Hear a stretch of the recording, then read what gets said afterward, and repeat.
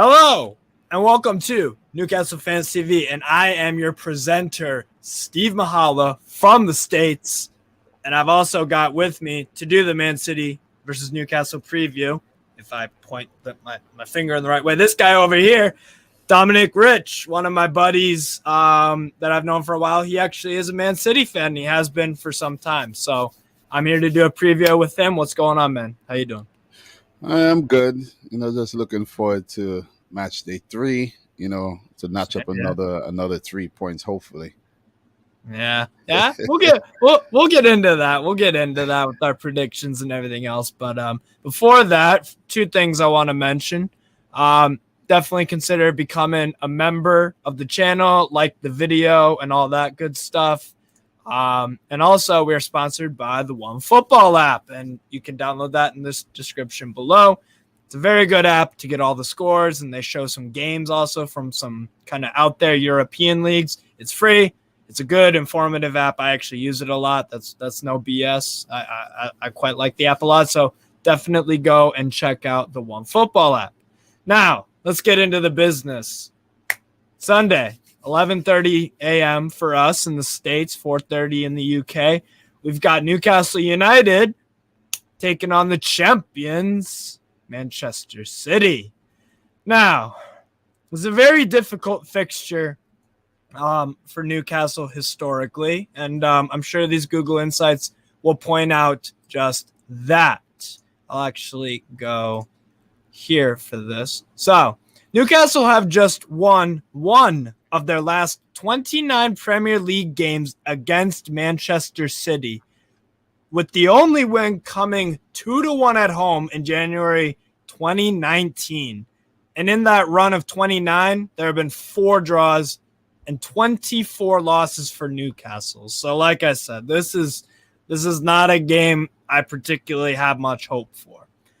Manchester City have won their last 5 Premier League games against Newcastle, netting at least 4 goals in each of the 3. Only 2 teams have netted 4+ goals in 4 consecutive Premier League games against an opponent before. Liverpool versus West Ham from 2017 to 2018, and Tottenham versus Stoke City from 2016 to 2017. Liverpool can also achieve this on Monday against Manchester United, which is mental. Manchester City have scored in each of their last 27 Premier League games against Newcastle. It is the longest scoring streak one team has had against another in the history of the competition. That is unbelievable. It's not looking good for you, bro. We're down 1-0 already, basically, is what that stat says. You're loving it, though. You're loving it. Of course.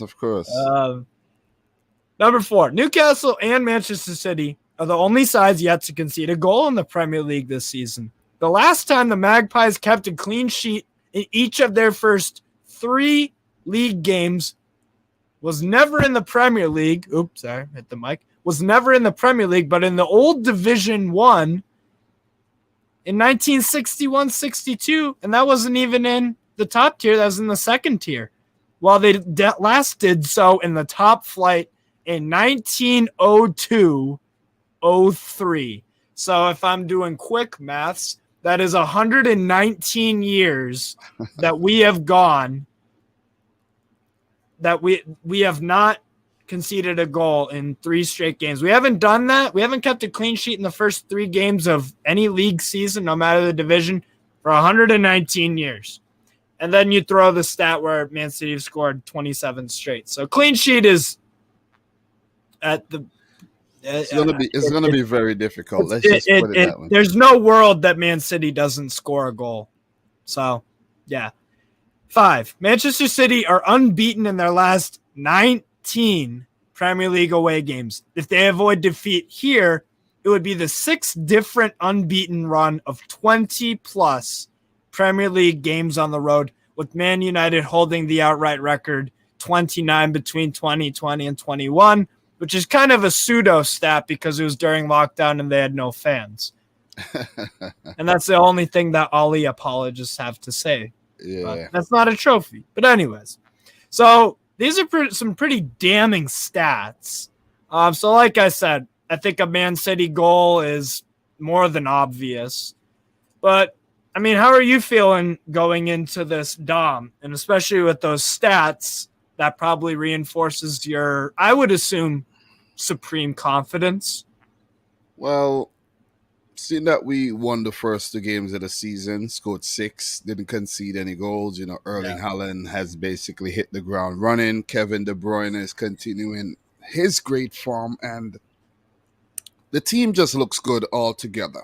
Yeah. And if you check what we did against Newcastle last season, albeit that they were 4-0. struggling before Eddie Howe came in, and then they were already safe when we played them the second time and smashed them 5-0. It was 4 and 5, without reply. So, and there's been, a couple big wins as well. The 4-3 win, the 5-0 win, 2-0, so in the last 6 games that we've played Newcastle United, in our competitions, excuse me, we've only conceded 3 goals, which is, a great stat. And judging from the way we started the season, I think it's going to be a difficult game for Newcastle, even though they're at home.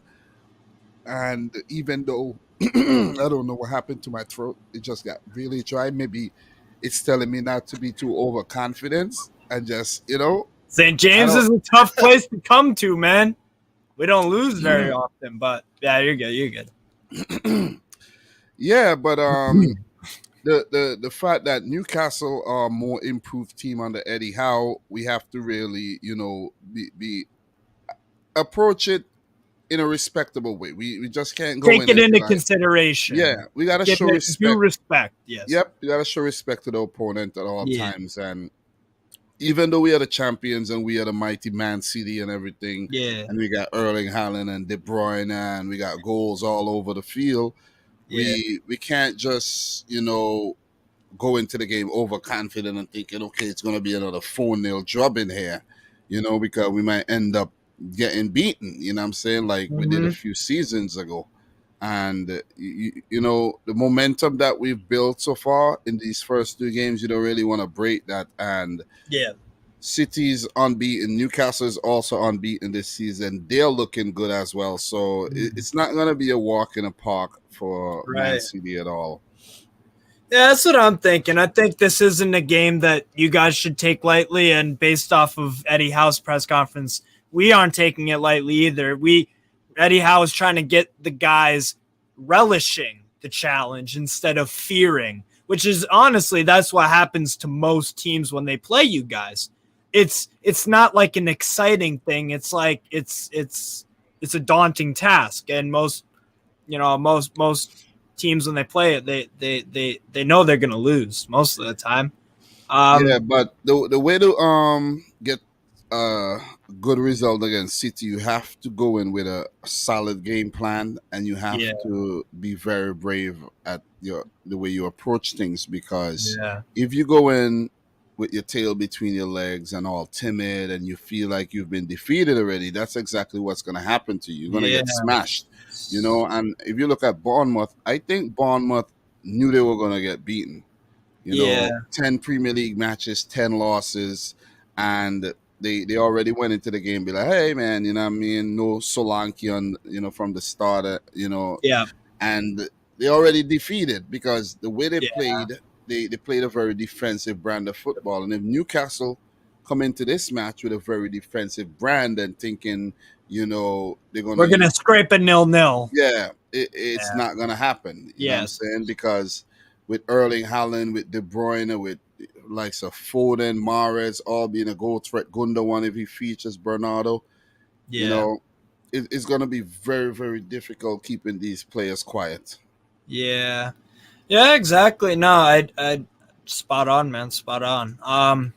I just think that I think this could be possibly a game where we get something from, but I would favor you guys heavily. But now let's talk some lineups, right? So I will show your preferred starting 11 for this game, because you've got plenty of options. So we'll start off with your preferred starting 11. Just talk me through it real quick.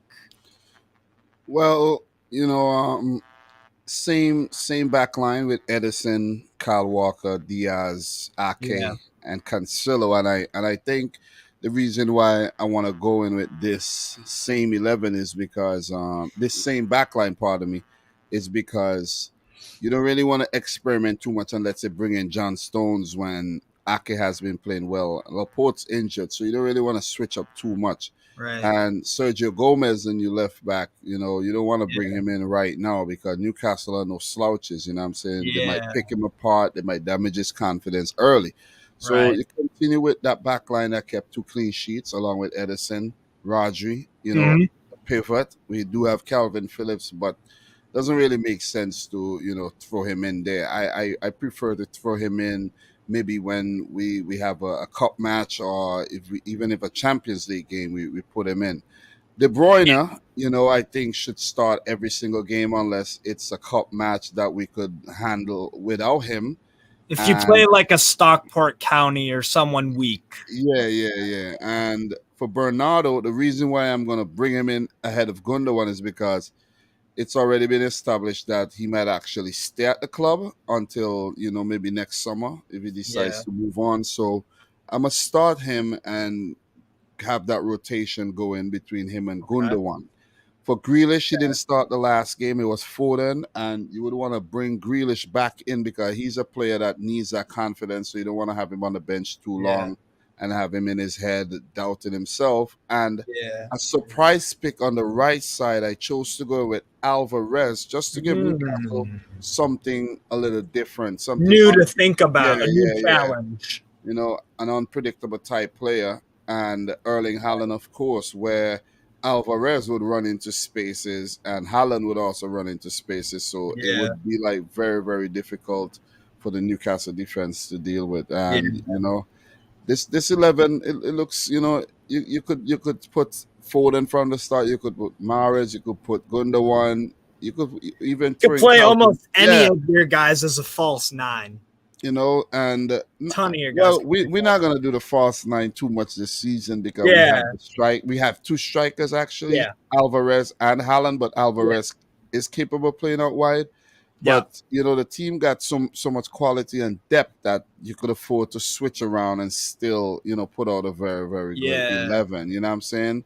Yeah. So that's the 11 that I would actually go in with. Fair enough. Now, what are your thoughts so far on Jack Grealish? Do you think this game suits him? Because I do remember over the summer he was talking some shit about Miggy Almiron. Do you think maybe that could play into the game somewhat? Where every time you said I was talking shit about Almiron? No, Grealish was. Remember when he said I think he was talking to Mahrez and he was like, you played like Almiron or something like that. So that started a little bit of controversy. Do you think maybe that can have an effect on things? Yeah, well, Grealish is a confidence type player, you know what I mean? And as I mentioned, I have not been 100% happy with his performances so far in a City shirt, but this is his second season and players usually take some time to settle, and they usually do so in their second season.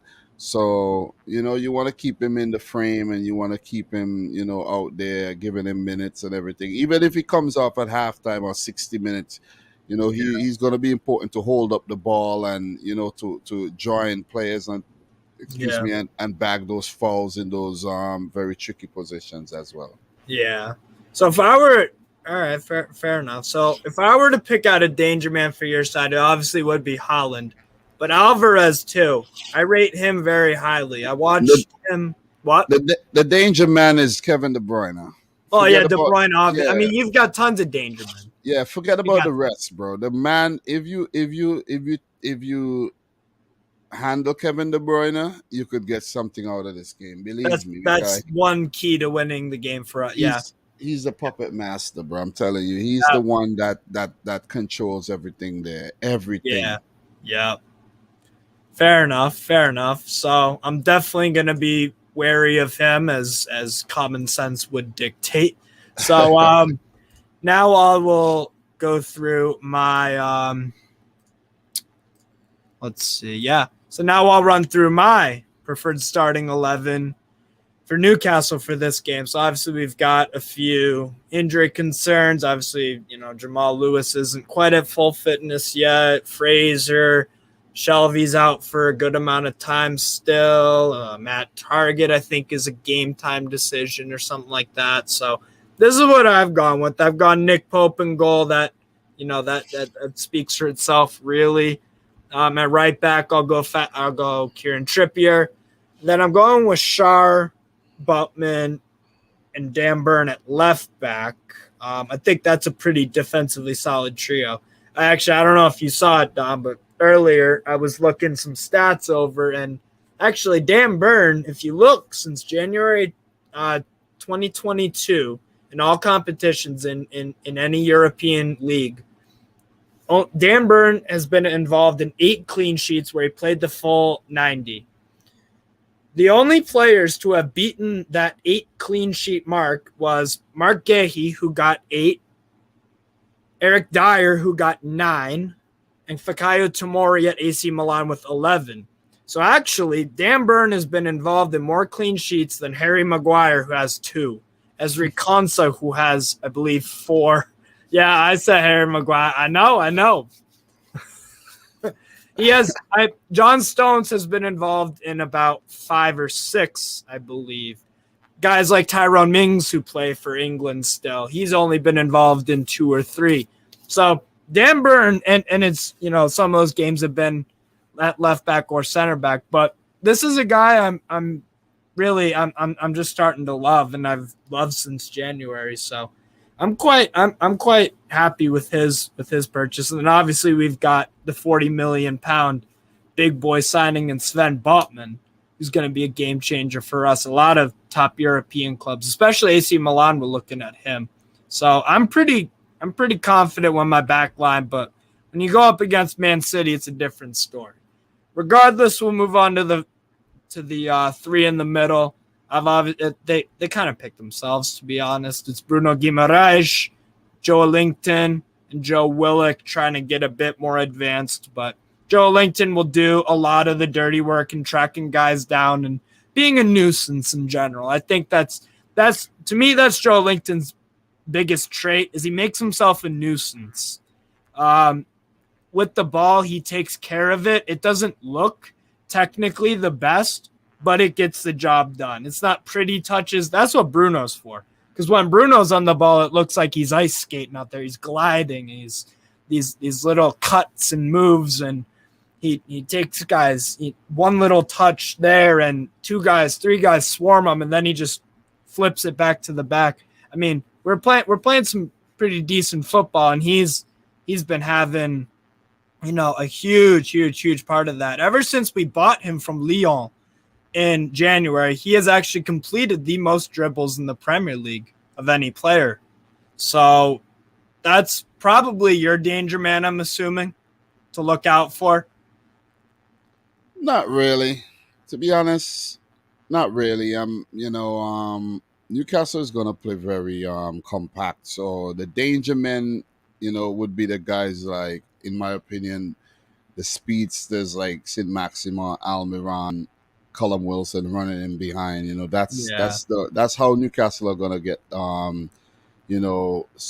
behind Man City and be a threat, and even on the set pieces as well through with Fabian Schär scores goals. Dan Burn is 6'4" or 5", so and Kieran Trippier is pretty good on the dead balls situations as well. And that's one of the strengths too, because I think we don't have it nearly like yours, but to some extent we can spread our goals around the park.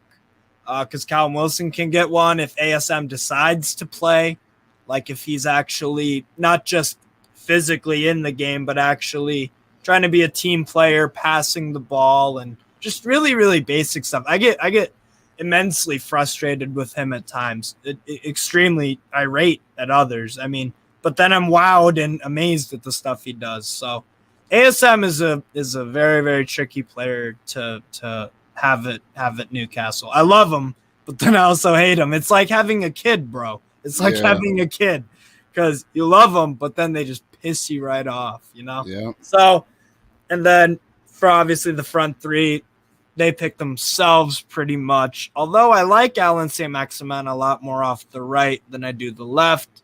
But Miggy played pretty well against Brighton in the first half off the right. So we'll keep him there for now also, because we don't have wingers to fill in that position. So that's what I've gone with for my starting 11. But yeah, so I'm feeling kind of, I don't know really how to feel. I know we're gonna lose. But I'm just trying in my mind. I'm trying to pick a score, and I'm trying to think about how this game will go. Because against Liverpool last year, when we were in like some real impressive form at home, we went down to a Naby Keita goal, and then the rest of the game was just kind of blah. But we still did well to stifle Liverpool. So I don't know if it's going to be that kind of game. I don't think it's going to be a 4-0, but I think I'm going to go with Man City to win. Probably 2-0. Probably 2-0. There's a stat, right? Eddie Howe has played 12 matches against City, and he has lost all 12. All 12. So the stat could change, you know what I'm saying? But everything, it'll take a big effort from the players, a really huge effort. And I mean, defenders throwing themselves in front of the ball, you know what I mean? Getting some luck in terms of not getting a penalty called on us when we should have, or getting a lucky penalty or something like that. No, but if you saw what Crystal Palace did in the Liverpool game, you know what I mean? A similar performance, staying compact in defense, not being overly adventurous, you know, going on the break when the opportunity does present itself. But you can't go into the game being too expansive, because you're going to get picked off. You're giving more space for Erling Haaland to run in behind. That's his bread, butter, and dinner. The key to getting a result against City is you have to be very compact. You got to play with a lot of players behind the ball. You're going to play with very little off the ball as well. Yeah. And you're going to need a lot of luck. And you have to immobilize De Bruyne. You're going to need a lot of discipline as well. Yes. You know what I'm saying? So, and a lot of closing down, a lot of winning those first balls from the corners and the set pieces as well. It's going to be very, very difficult. I think Newcastle should have been, you know, all week. They should be looking at tapes where City was actually undone by oppositions.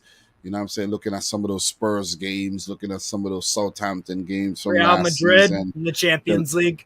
No, maybe not that one. The Liverpool games, you know, those games, you know what I mean? You look at those, you know, and find a way to actually get something out of this City game, because it's, you know, it's been very, you know, it's been poor performances in the last 6 games, including that FA Cup quarterfinal as well. So, look, my prediction, let's cut to the chase, you know what I mean? I think City is going to go out there and do their regular thing. They never, Man City are a team like would always, you know what to expect. You never, ever, and I mean, see a Man City game that say, okay, hey, we're going to defend today, and we're going to show this opponent some respect. And that don't exist. It just does not happen.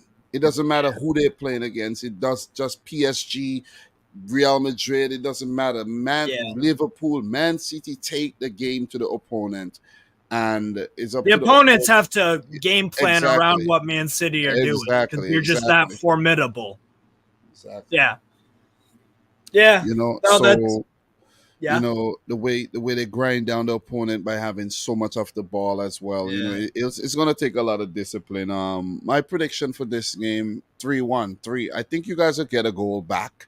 but I think it will be a later on in the game, Yeah. or it could be an early goal if you take your chances. But And it wakes up Man City to yeah, go but on and just I'm going for 3-1. However, though, 3-1. I think we are going to win this game. I am confident, Yeah.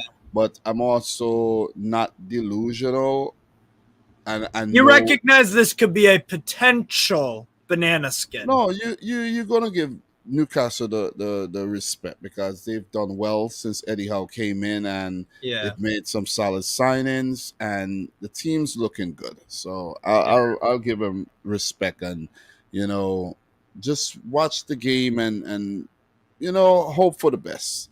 But I'm Yeah. very confident that we're gonna pick up a win in this game. 3-1 is my prediction. I don't. Yeah, I not for a second. I doubt that you'll win. I think what will I see the game playing out like this. I think we'll be very competitive for the first 20 to 25 minutes. Maybe the crowd will really get into it. One of the keys for you to win the game will just be that initial 10 minutes of just noise and emotion and the roar of St. James. Once you survive that 10 or 15 minutes, or even if you put a goal away in that time, you'll be set. Because then you've got the lead. It don't matter what the crowd. I mean, so that to me is going to be huge. If we can just, the only way I see us getting a result or anything is, like you said, discipline. We're going to have to stop De Bruyne. Botman is going to have to be, on top of Shar. Or sorry, no. Then again it's gonna be difficult for Botman. You know what I mean? He's new to Yeah. the league. He's gonna come up against Made his debut against Brighton, and so it's yeah, quite a but step up. yeah, you're gonna come up against the best team in the league, and a team he's gonna be doing a lot of defending in the game. So, Why we bought him to defend? but it's gonna be a baptism. It could be a baptism of fire, or it could be, he could have a good game and help Newcastle pick up a result. Also, I think it helps for you guys that Nick Pope is in goal. Yeah. He's very, very good, and yeah, you could come up with something, but you gotta be disciplined. You gotta hold your head, and you gotta just keep the poise about you if you want to get something from this game. And if you look throughout football, whenever I've watched incredible upsets happen, one of two things happens. It's either the other team, the dominant team, the favorite, has a really bad day at the office in terms of putting chances away, or the goalkeeper has a world-class day where he's saving every single thing and he's making just saves that shouldn't be humanly possible. It's that kind of thing. And I think Nick Pope could do that. But the problem is that you guys play football around guys, and you guys score so many. People call them tap-ins, but you got to make the right runs to get in those. You have to. That's something you instill in training, and that's something that doesn't happen just by luck. A tap-in for you guys is like writing out a symphony or an orchestra. It's like so delicate, and the way Pep Guardiola plans his teams to play, it's super methodical. And people say he overthinks it, but you've got tons of trophies to back you up. Yeah. So everything is designed and built to destroy in Man City. It's crazy. What was your score for this? I'm going 2-0 Man City. I'm gonna go 2-0. Okay. I think you'll have about 65% of the ball, 70, something like that. But I will give Eddie Howe credit that we are relishing the challenge, but maybe that could be a mistake. But I'm expecting a defeat, but I do feel good about it. It's like when you go to a funeral, like you don't. This is a game you want to get out of the way, basically. You know what I'm saying? The earlier you get this one out, you're gonna have to play us later again. But the earlier you get this one out and get back to the program, it's better, man. Exactly. It's like we're playing a team from a different universe, and then we're going back down to earth the next week. Whoever we play. Yeah. But that's what it's like. I want to wish you all the best in the game and all the best for the season. Hope you get like maybe I think I predicted you guys to get a Conference League spot. 7th. Yeah. I think that's what I went with. I went with 7 too. So hopefully we get that. But yeah. I don't know. I'm intrigued. Did you pick us to win the league again? Oh yeah. Yes. Oh yeah. I actually went with Liverpool to win the league, but I think I only did that. Yeah. I did that because the three-peat, superstition. Man, no, but the three-peat is very, very difficult to pull off, and if we do it, then we're gonna enter into a whole different realm there. You are. Yeah. You're really talking legendary teams of football of all time. Yeah. Yep. That kind of stuff. So yeah, that was it for the Man City preview. I want to thank Dominic Rich, my boy from St. Grenadines. St. Vincent and the Grenadines. Vincent and the Grenadines. My bad. The most beautiful flag. The most beautiful yellow, blue, and green flag. Look, I want to thank you for coming on. I'm going to plug all his socials in there, his Twitter, YouTube, all that good stuff. I'm on his channel also doing UEFA Champions League predictions throughout the whole season. We've covered a bunch of, the qualifying rounds, and we're football nerds. To say the least. So definitely check out his channel. I'm going to plug that all in. And speak to you all soon and enjoy your day. Thanks. Peace.